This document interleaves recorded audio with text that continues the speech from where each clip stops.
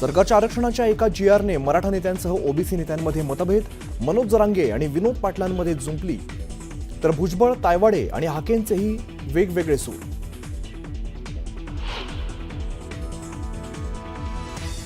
ओबीसींसाठी मंत्रिमंडळ उपसमितीची स्थापना, ओबीसी उपसमिती अध्यक्षपदी चंद्रशेखर बावनकुळे तर भुजबळांसह पंकजा मुंडे, गणेश नाईक, गुलाबराव पाटील उपसमितीमध्ये.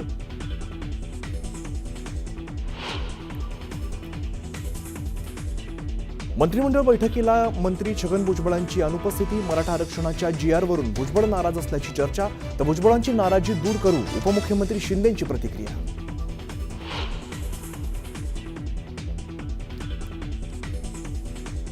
जीआरवर शंका उपस्थित करणाऱ्यांवरती जरांगेंचं तोंडसुख, जीआरवरून काही जणांच्या पोटात दुखतंय, मनोज जरांगेंचा खोचक टोला.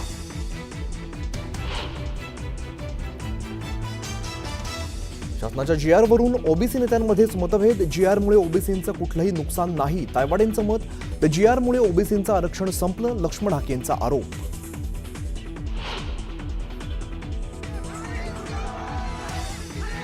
ओबीसी आंदोलक लक्ष्मण हाकेंनी राज्य सरकारचा जीआर फाडला, मराठा आरक्षणाविरोधात ओबीसी आक्रमक, राज्यभरात ओबीसी आंदोलकांनी जीआर फाडले.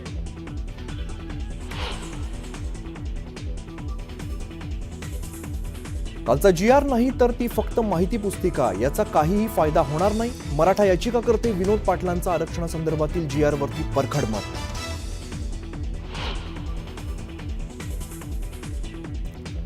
मराठा आरक्षणाचं संपूर्ण श्रेय मुख्यमंत्री देवेंद्र फडणवीस यांचं, संजय राऊतांकडून मुख्यमंत्र्यांचं कौतुक.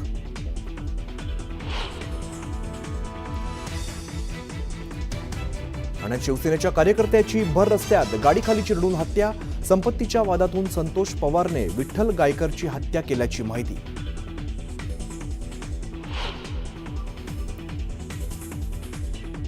आणि अरुण गवळीला जामीन मंजूर, कमलाकर जामसांडेकर हत्येप्रकरणी सुप्रीम कोर्टाकडून 18 वर्षांनंतर जामीन.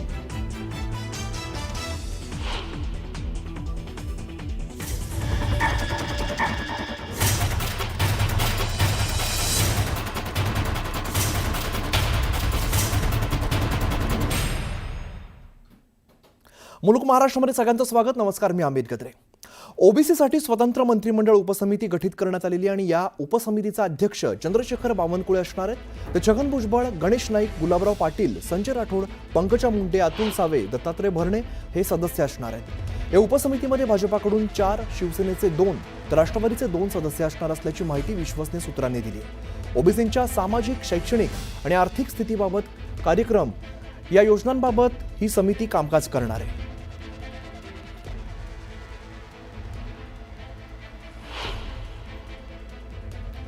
दरम्यान ओबीसी उपसमितीमध्ये भाजपाचे 4 सदस्य असणारे चंद्रशेखर बावनकुळे महसूल मंत्री, त्यानंतर पर्यावरण मंत्री पंकजा मुंडे, अतुल सावे आणि वनमंत्री गणेश नाईक यांचं सुद्धा नाव यामध्ये दिसत आहे. दरम्यान शिवसेनेचे यामध्ये 2 सदस्य असणार आहेत. पाणीपुरवठा मंत्री गुलाबराव पाटील आहेत आणि जलसंधारण मंत्री संजय राठोड यांचा सुद्धा यात समावेश आहे.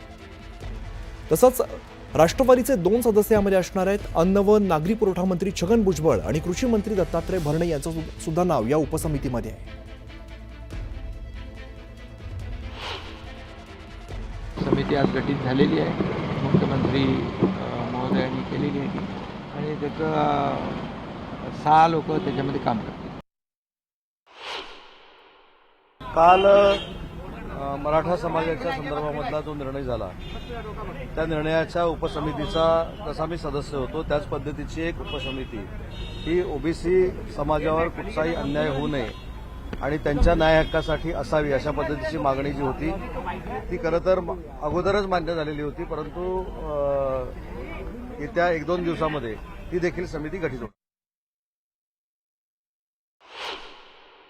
ओबीसी करता उपसमिती मंत्रिमंडळामध्ये स्थापन करावी अशी मागणी करण्यात आली होती आणि त्याला आज माननीय मुख्यमंत्री आणि मंत्रिमंडळाने मान्यता दिलेली आहे. या समितीचं काय काम काय राहील? समितीचं काम काय? या मंत्रिमंडळाच्या उपसमितीमध्ये प्रत्येक पक्षाचे 2-2 मंत्री घेण्याचा निर्णय या ठिकाणी घेतलेला आहे आणि जे कार्यक्षेत्र आहे त्या कार्यक्षेत्राची सूची आम्ही काही दिवसामध्ये आपल्याकडे देऊ.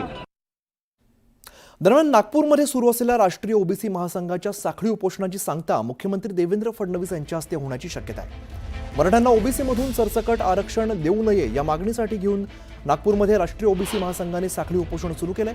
काल मनोज जरांगे पाटील यांना दिलेल्या अध्यादेशामध्ये ओबीसींच्या आरक्षणाला धक्का लागला नसल्याचं मुख्यमंत्र्यांनी स्पष्ट केलं होतं.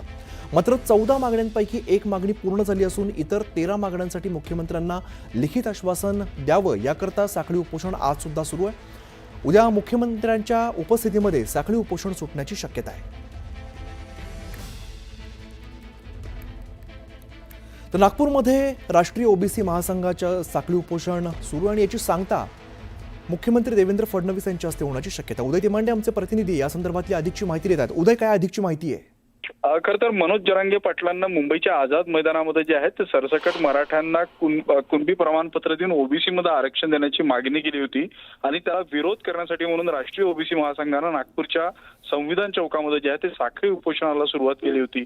आता मनोज जरांगे पाटील यांचं उपोषण जे आहे ते मागे झालेलं आहे. सरकारने जे आश्वासन दिलेलं आहे, जो अध्यादेश काढलेला आहे, त्यामध्ये ओबीसी आरक्षणाला कुठल्याही पद्धतीचा धक्का लागला नाही याचं सुतोवाच जे आहे ते काल मुख्यमंत्र्यांनी केलं होतं. त्यामुळे राष्ट्रीय ओबीसी महासंघाचं साखळी उपोषण आज मागे होईल अशी अपेक्षा होती. मात्र ज्या 14 मुद्द्यांना घेऊन हे साखळी उपोषण सुरू केलं होतं त्यातला एक मुद्दा जो आहे तो सुरक्षित झाला. मात्र इतर 13 मुद्द्यांवर जोपर्यंत मुख्यमंत्र्यांकडून लेखी आश्वासन मिळत नाही तोपर्यंत साखळी उपोषण मागे न घेण्याची भूमिका राष्ट्रीय ओबीसी महासंघानं घेतली होती. त्यामुळे उद्या मुख्यमंत्री नागपूरच्या दौऱ्यावर आहेत आणि या दौऱ्याच्या दरम्यान जे आहे ते साखळी उपोषण स्थळी मुख्यमंत्री भेट देऊन जे आहे ते राष्ट्रीय ओबीसी महासंघाचं जे साखळी उपोषण सुरू आहे ते मागे घेण्याची दाट शक्यता आहे. कारण याआधी ज्यावेळी राष्ट्रीय ओबीसी महासंघानं ओबीसींचं आरक्षण वाचविण्यासाठी उपोषण केलं होतं त्यावेळी मुख्यमंत्र्यांना तिथं जाऊन त्यांची भेट देऊन त्यांची समज घेतली होती.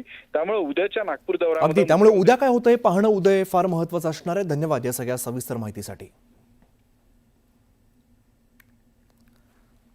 पुढची एक महत्त्वाची बातमी समोर येते ती म्हणजे राज ठाकरे मुख्यमंत्र्यांच्या गणपतीचं दर्शन घेणार आहेत. राज ठाकरे वर्षा या निवासस्थानी गणपती दर्शनासाठी जाणार आहेत. आताच्या क्षणाची महत्त्वाची बातमी आपण बघतोय. राज ठाकरे मुख्यमंत्र्यांच्या गणपतीचं दर्शन घेण्यासाठी जाणार आहेत. प्रणाली कापसे आमच्या प्रतिनिधी या संदर्भातली अधिकची माहिती देत आहेत. प्रणाली, राज ठाकरे मुख्यमंत्र्यांच्या निवासस्थानी जाणारची माहिती सध्या समोर येते, काय अधिकचा तपशील आहे?